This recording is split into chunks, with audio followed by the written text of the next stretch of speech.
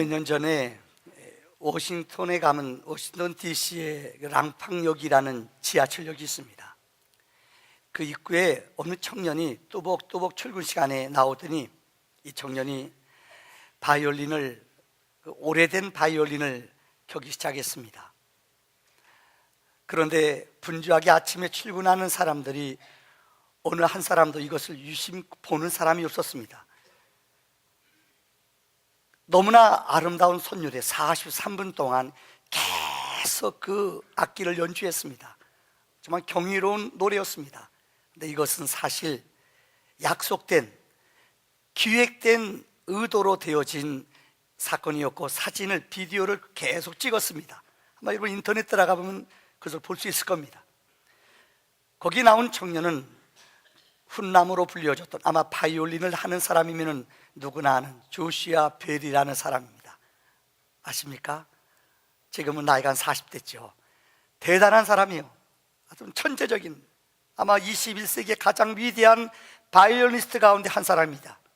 이 사람이 자그마치 스트라디 이 뭡니까? 바디우스 맞습니까? 그 35억짜리 이게 그겁니다. 이걸 가지고 연주했어요. 누가 있는가 하면 워싱턴 포스트지라는 그 회사에서, 잡지 그 신문사에서 이분한테 부탁을 했어요.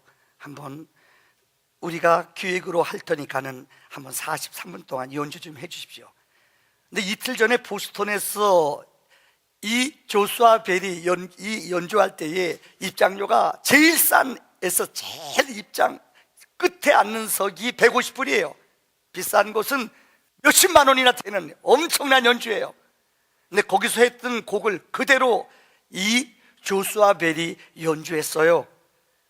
근데 어느 누구도 그것을 지켜보고 관심 있게 본 사람은 한 사람도 없어요. 한 300명 정도가 그 시간에 지나갔는데 비디오를 쭉 찍어봤더니 6분 동안 한 사람도 관심 있게 본 사람이 아무도 없어요. 6분 정도 됐는데 어느 노숙자 된 어느 분이 지나가다가 무심코 1분 동안 지나보다 그냥 가버렸어요. 그분이 그 앞에다가 모자를 벗어나는데 27명의 사람이 돈을 냈는데 32불 17센트를 이 자선금으로 그에게 구제금으로 돈을 줘줬어요. 그 다음날 워싱턴 포스트지에 맨 입구에다 글을 띄웠습니다. 그날 연주한 사람이 그 유명한 조슈아 벨이다. 그러니까 사람들이 경악을 금치, 이야, 이렇게 위대한 사람이 우리 땅에 왔는가? 근데 어느 누구도 관심 있거나 박수 친 사람이 한 사람도 없어요. 그러면서 그 신문에 두 가지 결론을 내렸어요. 하나는 인생을 살아가면서 사람들은 너무나 소중하고 너무나 귀한 것들을 우리 인간들은 너무나 쉽게 잊어버리고 살아간다. 87로 빨리 빼주시기 바랍니다. 없는 게 떠서 나 깜짝 놀랐네요. 좋은 말 할 때 나가시기 바랍니다. 그래요. 어디 얘기했죠? 너무나 소중하고 가치 있는 것을 사람들은 너무나 쉽게 기억하지 못하며 살아간다는 거예요. 두 번째는 그 찍은 내용을 43분 동안 동영상을 찍었는데 사람들이 정말 분주해요. 그래서 분주하기 때문에 사람들은 정말 소중하고 귀한 것들을 너무나 쉽게 잊어버리며 살아간다. 그곳에 나온 글입니다. 저는 설교를 시작하면서 톨스토이가 이런 말을 했어요. 그분의 책 가운데 세 가지의 질문이라는 책이 있습니다. 톨스토이는 우리에게 세 가지 질문을 던집니다. 첫째, 이 세상에서 가장 중요한 때가 어느 때냐? 두 번째는 이 세상에서 가장 중요한 사람이 누구냐? 이 세상에서 가장 중요한 일이 무엇이냐? 그는 이 세 가지에 이렇게 대답하고 있습니다. 바로 지금 이 시간이 인생에서 가장 소중하고 값진 거예요. 이전 앞으로 소용없어요. 누가 가장 소중합니까? 내 곁에 있는 사람. 아파 보면은, 어려움 당해 보면은 알아요. 등이 가려 보면 누가 긁어줘요? 효자손도 효과가 별로 없어요. 아내가 긁어줘야지 시원해요. 사람이, 내 곁에 있는 사람이 나랑 가장 가까이 있는 사람이 소중하고 너무나 귀하다는 것을 인생들은 잘 모르며 살아가요. 어느 것이 가장 중요합니까? 내가 하는, 내가 돕는 이 선한 일이, 내가 지금 하고 있는 일이 가장 귀하다는 것을 깨달은 자는 지혜자라는 것입니다. 앞서 조슈아 벨이라는 사람이 그 명품의 아름다운 연기를 했습니다마는, 아름다운 연주를 했습니다마는, 어느 누구도 그것을 주의 깊게 너무나 소중하고 귀한 진리를, 소중하고 귀한 우리의 유산을 그들은 너무나 쉽게 잃어버리며 산다는 거예요. 올 한해 우리 교회는 성령의 열매를 맺는 교회라는 표를 가지고 한 해를 달려갈 겁니다. 성경은 우리에게 인생은 두 가지 열매가 있다고 그랬어요. 하나는 육신의 열매, 땅에 보이는 열매로만 인생을 살아가는 사람이 있어요. 성경은 영적인 것을 이야기해요. 영원한 신령한 영적인 하늘의 열매를 말하고 있어요. 이게 성령의 열매예요. 다음 주부터 다시 성령의 9가지 열매를 설명하겠습니다마는, 육적인 열매가 도대체 어떤 것이며 영적인 열매는 어떻게 맺는 것인가, 오늘 개론적인 말씀을 다시 드리려고 합니다. 첫째는 오늘 본문의 17절에 육체의 소욕이라는 말이 나옵니다. 갈라디아서 5장 17절에 이렇게 성경을 말합니다. 육체의 소욕은 성령을 거스리고 성령의 소욕은 육체를 거스리나니 이 둘이 서로 대적함으로 우리의 원하는 바를 하지 못하게 하려 함이니라. 성령과 육체는 둘이 싸워요. 이 둘 중에 육체가 우리를 지배하면 성령은 떠나가요. 성령이 우리를 지배하면 육체는 떠나가요. 서로 원수예요. 늘 우리 안에는 이 두 가지가 싸운다는 것을 명심해야 됩니다. 그래서 육체의 소욕이라는 말은 첫째, 바로 인간의 타락한 심성을 말합니다. 인간의 육체는, 성경은 우리 인간은 죄인이다, 타락한, 선한 구석이 하나도 없는 너무나 악하고 패역한 것이 성경은 우리 인간의 모습이라고 말합니다. 이솝의 우화에 보면은 이런 재미있는 이야기가 나와. 인간이 얼마나 미련하고 우둔한가를 그 곤충이나 세상의 짐승을 비유해서 우리에게 지혜를 주고 있습니다. 그 책 가운데 혹시 여러분 파리와 좀나비라는 글이 있어요. 이 책의 내용은 이 파리와 좀나비가 다퉈요. 왜 다투는가 하면은 파리가 하늘을 쭉 나르다가 꿀단지가 있어요. 그럼 파리가 꿀을 먹어봤자 얼마나 먹겠어요. 꿀단지 그때 흐르는 것 그거 먹고 있는데, 야 조심해, 그곳에 가지마, 사람들이 나타나. 좀나비가 막 가지 말라고 불러요. 그런데 파리는 싱싱싱 나르면서 그 꿀통 안에 들어간 거예요. 얼마나 꿀이 달고 맛있는지 그 빨아먹다가 자기도 모르는 사이에 그 꿀통 안에 빠졌어요. 그래서 날개가 꿀통 안에 빠져서 날개가 접어져서 날지를 못해요. 그러니까 좀나비가 아이고 내가 그럴 줄 알았다, 막 약 올려요. 넌 이제 죽었다, 넌 죽어. 할 수 없이 점점점 그 꿀 속에 빠져들어가는 파리는 옴짝달싹하지 못해요. 근데 저녁이 됐습니다. 그런데 해가 쫙 지고 나서 다시 어두움이 되니까는 주인이 이 호롱불을 꼈어요. 불을 켜니까는 좀나비는 여러분 특징이 불만 보면은 정신 못 차리고 그 불 속으로 뛰어들어가요.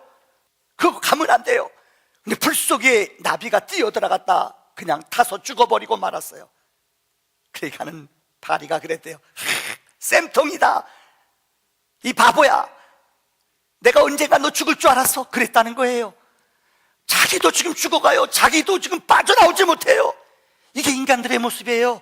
나도 죽어가는데 남 죽어가는 것 보고 너 죽어가, 너 죽어가. 이게 인간들의 죄성 있는 모습이라는 거예요. 우리들이 안 그럴까요? 내 영혼이 죽어가요. 내 인생이 어디로 살아가는지 몰라요. 그러면서 우리 인생들은 아둥다둥, 저 사람이 핵을 만들면 나도 죽고 너도 죽어요. 핵시험을 하면은 여러분 지구상에 균열이 일어나요. 지각을 연구하는, 지질을 연구하는 사람들이 이 지구상의 사람들의 핵연습을 바닷가에서 이 땅 안에서 잠깐만 터뜨려요. 그러니까 지각이 변동이 일어나는 거예요. 어느 한 구석이 낮아지고 한 곳이 깨져요. 그러니까 이 땅에 쓰나미가 일어나고 인간들의 죄악으로 말미암아 지구가 신음하고 있다는 거예요. 두 번째로, 죄는 내면의 싸움이 있어요. 육체는 늘 우리 안에 두 가지가 싸워요. 선과 악, 영혼과 육체, 성령과 육체가 우리 안에서 늘 싸운다는 것입니다. 그래서 로마서 7장 18절에 바울은 말했습니다. 오라, 나는 곤고한 사람이다. 내 안에 두 가지가 싸운다. 선과 악이 늘 내 안에서 싸우느니라. 우리 모두는요, 아무리 인격자인 것 같고 많이 배운 것 같고 나이가 많은 것 같지만 우리 안에는 늘 싸우는 것이 있어요. 빅tor 류고라는 유명한 여러분 프랑스의 이 문학가는 우리 인생은 세 가지 싸운다고 말했어요. 첫째는 자연과 싸우고, 둘째는 사람과 싸우고, 셋째는 자기 자신과 싸워요. 근데 제일 힘들고 어려운 싸움은 나와의 싸움이라고 말했어요. 그래서 그 빅tor 류고가 쓴 레미제라블, 그분이 쓴 소설이 있어요. 그분이 쓴 문학책이 있어요. 처음에는 자연과의 싸움, 노인과 바다는 자연과 싸우는 거예요. 그 다음에 그가 여러분 쓴 많은 책들이 있어요. 다시 말하면 사람과의 싸움도 있고 나와의 싸움. 그분의 소설책에 보면 대부분의 마지막의 내용들은 거의가 다 나와의 내면의 싸움, 제일 힘들고 어려운 싸움이 나와의 싸움이라는 거예요. 내 안에 선과 악이 있어요. 어느 때는 선이 나를 주관하고 어느 때는 악이 주관해요. 늘 이 두 가지가 싸워요. 너무너무 힘들어요. 내 마음에 원하는 선, 이걸 이렇게 살아야 되고 이렇게 행해야 돼요. 알아요. 근데 내 육체는요, 자꾸만 어두움의 일들을 분쟁하고 싸우고 미워하는 마음, 이것이 내 생각을 억압한다는 거예요. 그래서 바울은 고백해요. 오라, 나는 곤고한 사람이다. 나 좀 살려주세요. 나 좀 구해주세요. 이 악한 자리, 이 어두운 자리, 나를 못 이겨요. 내 안에 있는 것을 누가 이기게 할 수 있어요? 나 좀 살려주세요. 부르짖는 내용이 로마서 7장의 내용이에요. 한 걸음 더 나가 오늘 본문의 육체의 소욕은 세 번째로 우리를 멸망시키는 것입니다. 마귀는요, 은혜 받았다고, 우리가 직분을 받았다고, 세례 받았다고 우리의 속이 배란간에 변하는 것이 절대 아니라는 거예요. 우리 안에 이 육과 영이 늘 싸우고 있는데 이 육체의 소욕을, 우리를 유혹하고 우리를 넘어뜨리는 것은 내 안에 다른 내가 있어요. 이것을 성경은 어둠의 영이라고 그래요. 육체의 영이라고 말해요. 이것은 우리를 죽이려고 파괴하려고 그래요. 내 마음 나도 몰라요. 어떤 분이 상담하러 왔어요. 목사님, 우리 교회는 아닙니다.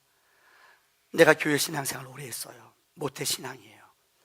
교회에서 성가대도 봉사해요. 우리 교회 성가대는 아닙니다. 집안에서는 정말 직장이고 가장이 떳떳해요. 근데 내가 오랫동안 남몰래 끊지 못한 죄가 있어요. 불륜의 죄를 범해요. 어떻게 해야 돼요? 진짜 이성적으로 올해는 안 해야지, 올해는 이렇게 살면 안 되지, 알아요.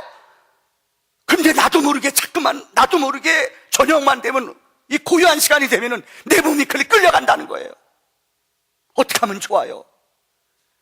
여러분, 혹시 여러분은 이런 육체에 끌리는 것 때문에 아직까지 방황하며 힘들어하고 어려워하시는 분은 안 계십니까? 내 안에 다른 내가 있어요. 이걸 성경은 죄덩어리라고 그래요. 죄는 나를 죽이게 해요. 죄는 내 영혼을 병들게 해요. 죄는 어둠의 일을 하게 해요. 자꾸만 아니다, 이렇게 살면 안 되지, 알아요. 근데 자꾸만 내 육신은요, 그쪽으로 끌려가요. 술 문제도 그래요.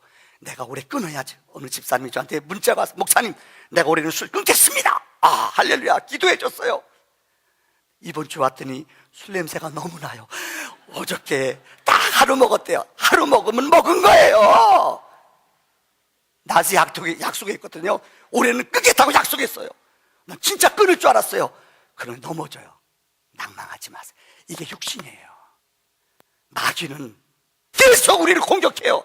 한 번, 이틀, 일주일 공격하는 게 아니에요. 우리 생명이 마치는 날까지 어둠의 영은 끝까지 우리를 죽이려고, 멸망시키려고, 자기 밥을 만들려고 공격해 온다는 거예요. 이게 육신의 생각이에요. 두 번째, 오늘 성경은 우리에게 성령의 생각, 성령의 인도함 받는 자에 대한 이야기를 하고 있습니다. 유명한 신학자 존 스토트, 이분은 이 본문을 이렇게 참 제일 쉽게 해석하는 것 같아요. 육체의 소욕대로 사는 사람과 성령의 소욕대로 사는 사람의 특징이 있다는 거예요. 그래서 첫째, 육체의 소욕대로 사는 사람은 자기의, 내 능력, 자기 확신, 나를 믿는 거예요. 내 주먹을 믿어요. 내 의지를 믿어요. 내 노력을 믿어요. 이게 육체에 속한 사람의 특징이에요. 내 의지로 끊을 수 있대요, 죄를. 내 노력으로 유혹을 이길 수 있대요. 죄송합니다, 성경은 그렇게 말하지 않아요. 인류 역사를 보세요. 르네상스, 휴머니즘, 인류 역사 속에 엄청난 영향을 끼친 사건들입니다. 그런데 그 뿌리를 보시면 무엇인 줄 아세요? 르네상스는 인간의 휴머니즘, 인간들의 이성이 하나님의 역사, 성령의 역사보다 더 앞서며 능력이 있다고 믿는 거예요. 인간들의 예술의 능력, 인간들의 이성을 하나님의 능력보다 더 앞세웠어요. 결국은 어떻습니까? 1차 대전, 2차 대전이란 전쟁의 포화 속에 인간들을 절망 속에 몰아넣은 것이 인간들의 지혜예요. 인간들의 의예요. 한 예를 들까요? 이 사람이 이 돼지로 어떤 분이 비유했어요. 어떤 신학자가. 돼지는 여러분 열이 나는 짐승이래요. 자꾸만 열이 나기 때문에 이 꿀꿀 냄새 나더라도 물속에 그 자기가 싼 토한 곳에, 더러운 곳에, 이 구렁창에 들어가 몸을 비빈대요. 이 돼지의 속성이에요. 우리 인간은 영적으로 돼지 같은 사람이에요. 아무리 양을 가죽을 뒤집어 쓰고 양의 옷을 입었다 할지라도 우리의 죄성은요, 더럽고 냄새나는 죄성은요 늘 우리 안에 머물러 있어요. 언제나 우리 안에 있어요. 아무리 깨끗하고 아무리 귀한 것을 입고 은혜를 받은 것 같지만 우리 안에 있는 냄새나고 더러운 죄성은 우리를 늘 파괴하며 우리를 죽이게 해요. 그래서 돼지는 아십니까? 조금 덥거나 조금 시간 지나면 아무리 좋은 곳 옷 입혀주고 깨끗한 곳에 늦어도요, 아세요? 냄새 나는 곳에, 자기가 토한 곳에, 더러운, 다시 말하면 더러운 냄새 나는 곳에 자기 몸을 비비며 그곳에 사는 것이 친숙해져요. 이게 영적으로 타락한 인간들의 모습이라는 거예요.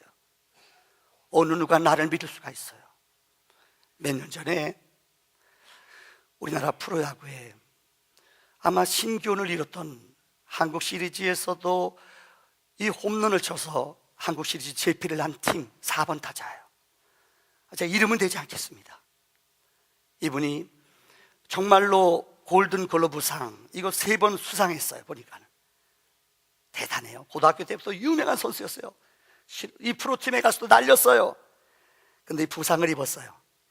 근데 부상하는데 자기 이름이 있고 자기 이 세상에 알려줬으니까 친구들이 꼬신 거예요. 너 능력 있으니까 네 이름만 가지고 가게 해봐라, 잘 된다. 그러니까 지하훈련하다가 지하훈련하고 다시 일어나다가 힘들거든요. 그러니까 이 선수가 조기 은퇴했어요. 그래서 세상적인 말로 웨딩홀 내가지고 대박 터졌어요. 내 친구들이 또 꼬시대요. 야, 웨딩홀 잘 되니까 4군데 내. 하나 되게 잘 됐대도요, 내 돈 빚을 내서 4군데 빚을 내가지고 했어요. 이게 잘 될까요? 안 되죠. 저 쫄딱 망했어요. 친구들이 꼬투려요. 넌 사업가 기질 있어. 아니, 일생 동안 야구 선수 한 사람이 무슨 사업가 기질 있어. 그래서 스크린 경마라는 거 있어요. 아세요? 스크린 경마. 이거 스크린 이 경마 돈 내는 거, 이 뭡니까? 도박하는 거예요. 30억을 빌려서 이거 해. 너는 이름 있기 때문에 대박이야. 속아서 했어요. 그런데 그 지역이 주택단지이기 때문에, 아파트 단지이기 때문에 허가가 안 났어요. 쫄딱 망했어요. 내 사업, 내 능력, 내 실력 믿었어요. 도저히 안 돼요. 죄송합니다. 이제는 자기 마음대로 안 되니까는 인생의 막바지로 살아가요. 그래서 내연녀를 만나기 시작했어요. 그래서 이 집 부인과 그 집 아이들, 세 아이를 토막을 내 죽였어요. 여러분 아실 겁니다.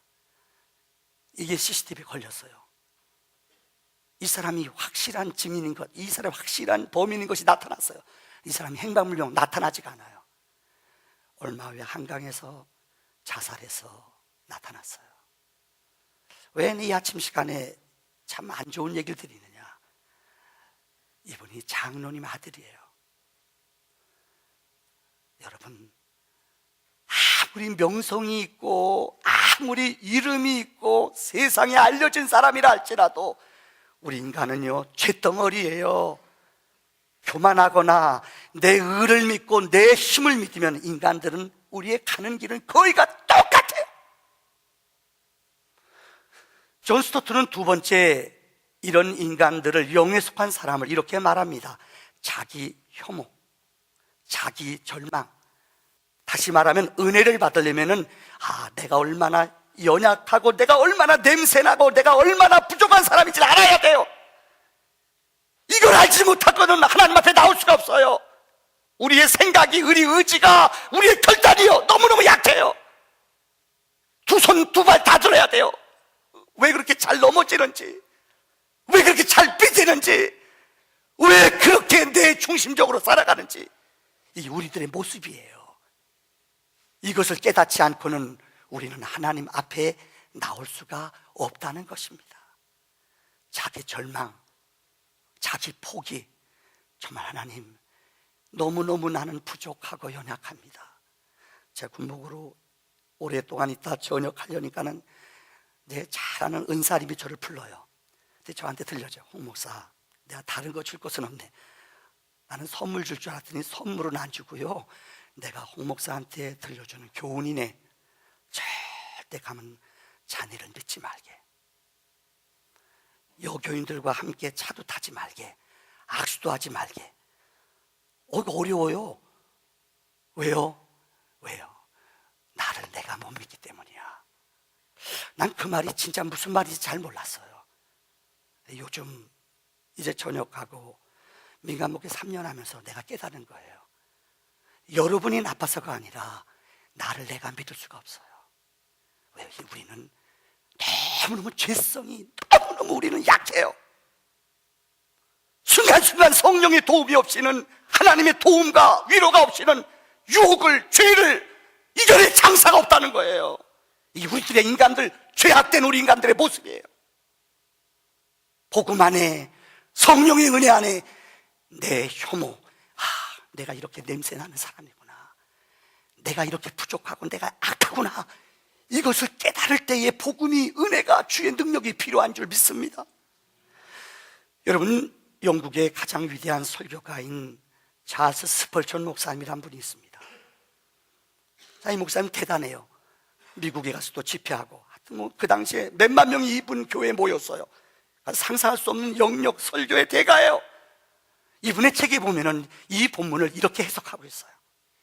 한번 이분이 집회 갔다 부흥회 갔다 돌아와서 설교가 준비가 피곤하니까 못할 수 있잖아요. 집회 많이 하고 오니까요. 그래서 그날 설교를 준비 잘 못했어요. 알잖아요. 이날 설교가 죽 썼어요. 어떤 분이가 죽 썼다니까는, 목사님 가면서 죽 썼죠, 이렇게 말하면 안 돼요. 그 목사님이 오늘 죽 썼지요, 교인이 가다 그러대요. 그러니까는 목사님이 그랬대요. 병들어서 죽 써서 준 거예요. 그런데 그 다음 주일날 너무 마음이 아파서 이분이 어디도 안 다니면서 근신하며 정말 기도 많이 하면서, 우리말로 말하면 그 다음 주일날 대박 설교를 쳤어요.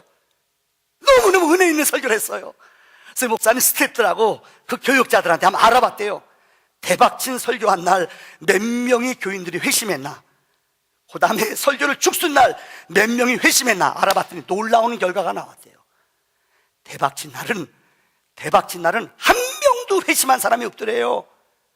근데 자기 딴에는 죽 쏟다고 생각하는 날 41명이 주님 앞에 회심하고 돌아왔대요. 그때 이분이 깨달았어요. 내 이성과 내 머리로 오늘 설교는 대박이다, 내 느낌으로 오늘은 대박이다, 느낌이 아니라는 거예요. 내 느낌에는 오늘 대박이고, 내 느낌에는 오늘 엄청난 은혜가 끼친 것 같은 내 생각이에요. 오늘 자꾸만 베껴지네요. 그때 이분이 깨달은 거예요. 그분의 고백서에, 그분의 일기에, 성령님은 내 생각과 다르다. 오늘은 죽쓰고 아무것도 못했다고 생각했는데 그 설교를 듣고 교인들이 너무너무 많이 죽게 돌아왔다는 거예요. 이게 영에 붙잡힌 바대요, 성령에 붙잡힌 바대요 살아가는 영적인 특징인 것입니다. 말씀의 결론을 지으려고 합니다. 어떻게 하면 올 한 해 우리가 성령의 열매를 맺을까요? 이제 다음 시간부터 사랑이라 한 가지 은사씩을, 열매를 여러분에게 설명할 겁니다. 성경은 3가지 답을 얘기하고 있어요. 첫째, 기도하라고 그래요. 성령의 인도는, 성령의 은혜는 기도할 때 성령이 와요. 어떤 다른 것보다 기도할 때 누가복음 11장 13절에 주님은 말씀했어요. 너희 하늘 아버지께서 구하는 자에게 성령을 주시지 않겠느냐. 구한다는 게 뭐예요? 기도하는 거예요. 기도하면 성령을 보내주셔요. 기도하면 성령이 역사해요. 기도하면 성령이 내 마음속에 오셔서 깨닫게 해주세요. 기도의 불이 나타나기를 바랍니다. 두 번째는 함께 할 때예요. 사도행전 2장 1절에 보면은 온 사도들이, 온 성도들이 마음을 같이 할 때 성령이 역사해요. 그래서 여러분, 성령이 함께하는 교회, 우리 지금 우리 주변에 너무나 크고 이름난 교회들 있잖아요. 나뉘어져 막 싸워요. 막 한쪽 장로들이 피켓 들고 와서 물러가라 물러가라. 얼마나 부끄럽고 새사람들 손가락질 받아요. 왜요? 만객이 속아서 그래요. 성령은 하나 되게 해요. 성령은 나누지 않아요. 우리 교회가 분열되려면 수근수근하는 사람이 있어요. 반대해요. 피켓 들어요. 이러면 안 돼요. 오늘까지 3년 동안 정말 감사하고 고마운 것은 우리 일대 목사님 은퇴하시고 이대 목사 제가 이곳에 오면서 정말 우리 교회는 어려움 없이 잘 지내왔어요. 아마 성도님들이 정말 기도 많이 하시고 눈물로 헌신 많이 하셔서 어려움 있죠, 실수 있죠. 얼마나 어려움 많아요. 그때마다 성도들은 말하지 않고 기도했어요. 금식했어요. 우리도 요즘은 금식하며 계속 전교인들이 릴레이 금식 기도해요. 어제는 죄송합니다, 우리 암으로 제가 여섯 번째 이 항암 치료 받으신 분이에요. 몸도 못 이끌어요. 근데 오셔서 기도해요. 얼마나 제가 감동이 오는지 몰라요. 항암제 맞으며 그렇게 어려운 투병을 하면서도 어제 금식 기도 시간에 오셔서 교회에서 여러분들을 위해 중보로 기도해요. 이런 기도하는 사람이, 금식하는 사람이 있었기 때문에 유혹이 시험이 있었어요. 그래도 하나님이 이런 어려움을 우리 마음이 달라지지 않도록 성령이 우리를 붙잡아 준 줄 믿습니다. 마음이 하나 돼야 돼요. 수근수근하지 마세요. 원망하지 마세요. 이럴 때일수록 그 기도를 제목으로 삼으며 하나님께 무릎 꿇을 때에 성령이 하나 되게 하시는 줄을 믿습니다. 마지막 결론 세 번째예요. 어떨 때 성령이 충만한 줄 알아요? 내 중심에서 하나님 중심으로 바뀔 때에. 따라합시다. 내 중심에서 누구 중심으로요? 하나님 중심으로 바뀔 때에 기적이, 은혜가 일어나는 거예요. 시카고의 위대한 설교가 무디 목사님, 이 이하를 드리고 설교를 마칠게요. 무디 목사님이 설교하는데 어느 날 청년이 찾아왔더래요. 목사님, 너무 힘들어요. 청년의 회장인데요, 열심히 사역하고 찬양도 열심히 인도해요. 왜 그러냐? 너무너무 힘들어요. 목사님. 왜? 나는 찬양 인도하고 열심히 믿음 좋다고 생각하는데 내 안에 자꾸만 이상한 생각이 들고요, 너무 유혹이 많아요. 어떻게 했으면 좋아요? 정말 남들이 볼 때는 믿음 좋은 청년이고 청년회장이고 열심히 찬양 인도하는데 내 안에 엉뚱한 생각이 자꾸만 들어온다는 거예요. 목사님, 나 어떻게 해요? 무티 목사님, 나 어떻게 살려주세요. 나 좀 도와주세요. 무티 목사님의 그 청년 얘기를 가만히 듣더니 허바나를 갖다 놓더니 그분이 이렇게 설명했대요. 청년, 이 안에 어떻게 하면 공기를 뺄 수 있는가? 이 안에 있는 공기를 좀 빼보게. 이 청년, 이걸 막고요, 여기다 주사기를 들어가지고 이 산소를 빼내면 되지 않을까요? 공기를 빼내면 되지 않을까요? 그러고 나서, 그러면 구멍, 산소, 이 바늘 구멍이 있으면 거기 공기가 들어가잖아. 빨리 촌농으로 메꾸죠? 그래가지고는 안 돼. 어떻게 이 안에 공기를 빼내는지 아는가? 어떻게 해요?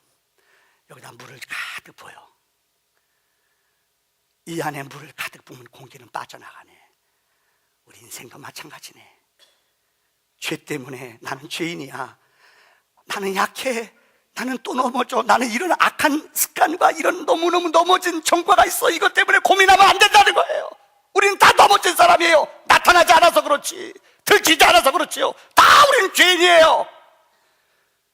이걸 묵상하거나 이것 때문에 얽매이면 마귀는 자꾸만 뒤돌아보게 해요. 우리를 잡아요. 얽매여요. 여기에 얽매이면 안 돼요. 그래요, 마귀가 건드려요. 너 약하잖아 임마, 네 과거가 이거잖아. 그래, so what? 그게 어쨌다는 거냐? 주님 앞에 나오는 모든 사람들은 어느 것도 과거를 주님 묻지 않으세요. 어떤 실수, 어떤 죄, 어떤 연약한 자리에 있다 할지라도 주님 앞에 나오는 자들은 주님이 다 용서 묻지 않아요. 우리 안에 성령을 채워야 돼요. 성령의 거룩한 은혜를, 성령 충만함을, 하나님 기뻐하는 성령의 역사를 자꾸만 이룰 때에 우리 안에 성령의 충만함으로 어둠의 세력이, 흑암의 권세들이 물러가는 기적이 있는 줄을 믿습니다. 올 한해 성령 충만한 우리 부평 소망교회가 되어지기를 주의 이름으로 축원합니다. 기도합시다.